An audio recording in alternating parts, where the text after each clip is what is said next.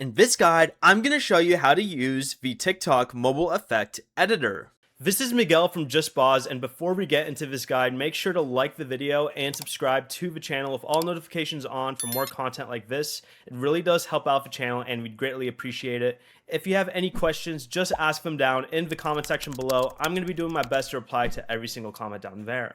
Begin by opening TikTok and tap the plus button at the bottom of the screen. Make sure you're in video mode. Then go ahead and scroll through all of these effects until you get to the search bar looking one. It's a lot of effects until you get to it, but go ahead and select it. Then scroll over through the tabs until you see create and select that and select create effect. From here, choose a template or start your effect from scratch, and you can now use the editor to add and customize objects, stickers, text, face effects, and other available elements. Preview your effect as you make changes, and when you're finished, follow the on-screen prompts to name and submit your effect to TikTok. Before you leave, remember to like the video and subscribe to the channel with all notifications on for more content like this. It really does help out the channel and we'd greatly appreciate it. And if you did have any questions, just ask them down in the comment section below. I'm going to be doing my best to reply to every single comment down there. Peace.